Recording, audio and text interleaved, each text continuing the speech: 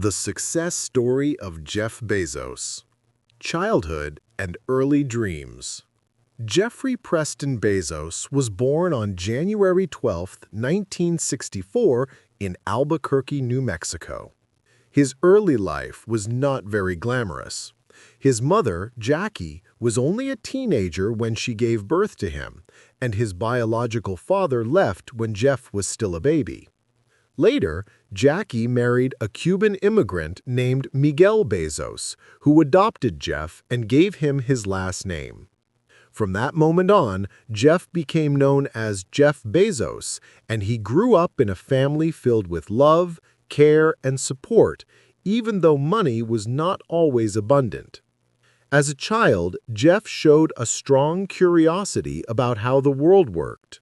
He loved to take things apart, whether it was an alarm clock, a radio, or a small gadget in the house. Sometimes he could not put them back together, but that didn't matter. His parents saw that their son had the mind of an inventor. Instead of punishing him, they encouraged him to continue exploring. Jeff's room often looked like a small workshop filled with wires, batteries, and parts of machines. During summers, Jeff often spent time at his grandparents' ranch in Texas. Those experiences shaped him deeply. On the ranch, he learned the value of hard work, discipline, and problem-solving. Life in the countryside was not easy. There were no quick solutions. If something broke, Jeff and his grandfather had to fix it with their own hands. His grandfather once told him, "If you want something done, don't wait for others, do it yourself." These words stayed with Jeff for the rest of his life. At school, Jeff quickly stood out as a gifted student.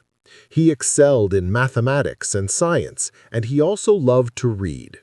His teachers noticed that he was not only smart, but also highly ambitious.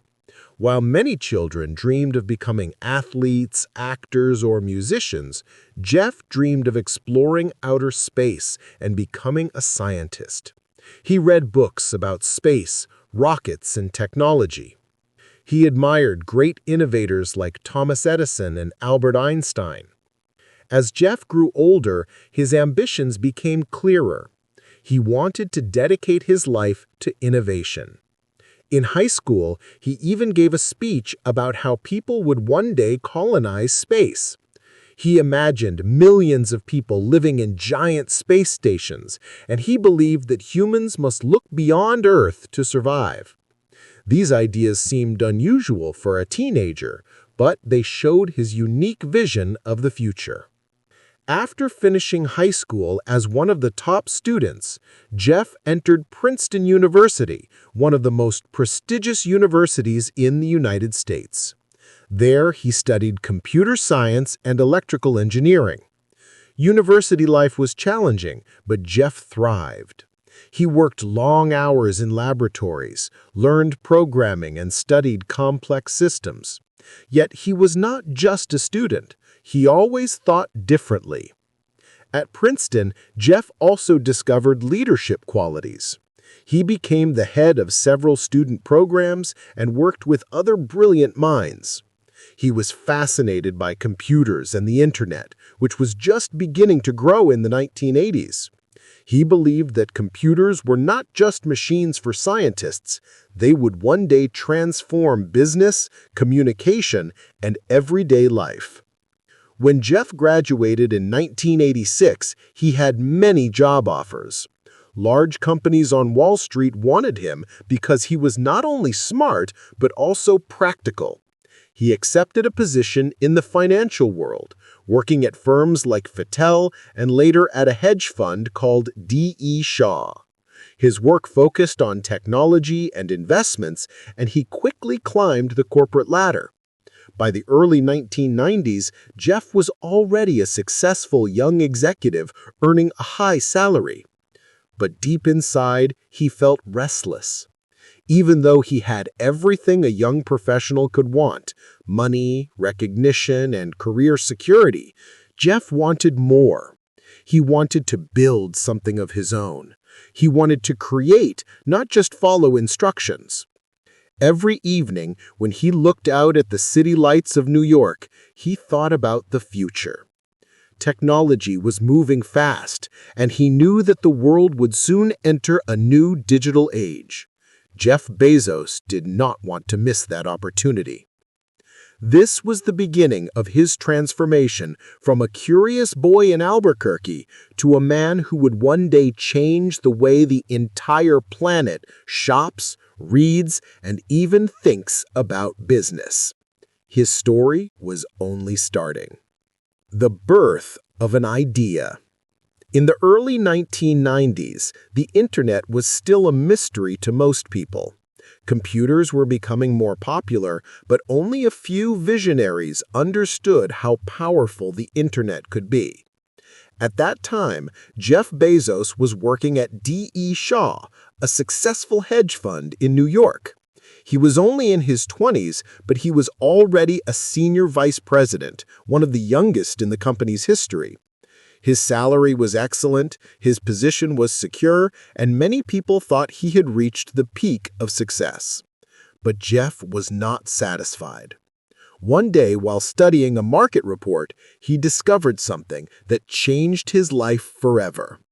The report showed that internet usage was growing by 2,300% every year. That number amazed him.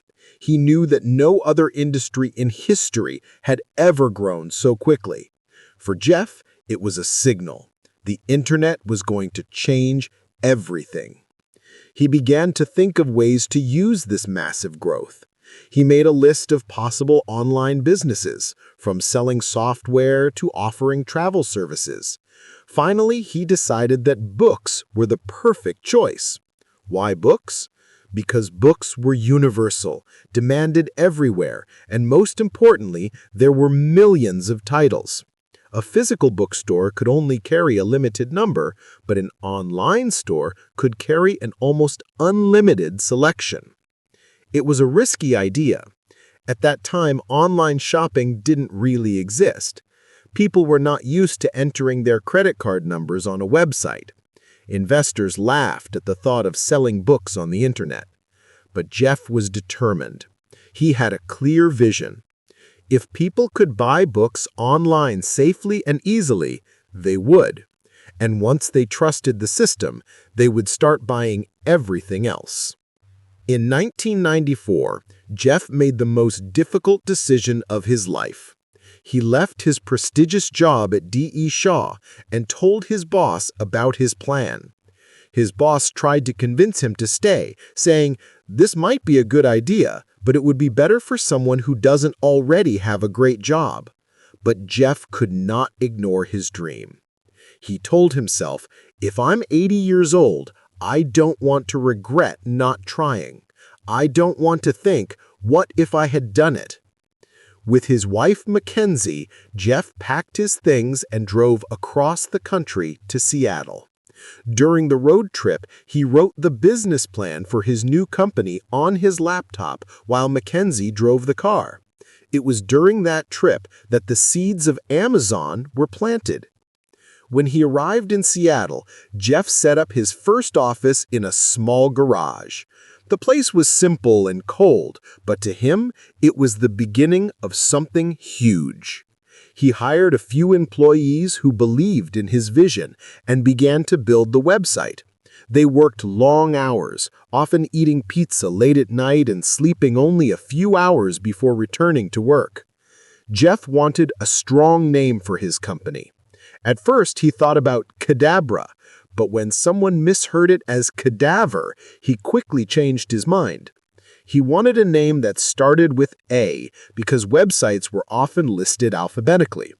Finally, he chose Amazon, inspired by the Amazon River, the largest river in the world. He wanted his store to be the largest bookstore in the world. In July 1995, Amazon.com officially launched. At first, the website was simple. Customers could search for books, order them, and wait for delivery. But even with its basic design, the site was revolutionary. Within 30 days, Amazon was selling books not only across the United States, but in more than 40 countries. Jeff and his small team were shocked by the demand. Orders poured in so fast that they had to pack books on the floor of the garage and drive them to the post office themselves. They even built makeshift desks out of cheap wooden doors to save money. Yet despite the chaos, Jeff was thrilled. His dream was finally becoming real. Still, not everyone believed in him. Some critics said Amazon would fail, arguing that people would never shop online. Others believed big bookstores like Barnes & Noble would crush this tiny startup. But Jeff was not discouraged. He often repeated one of his guiding principles: it's always day one. By that, he meant that Amazon would always act like a fresh startup, moving fast,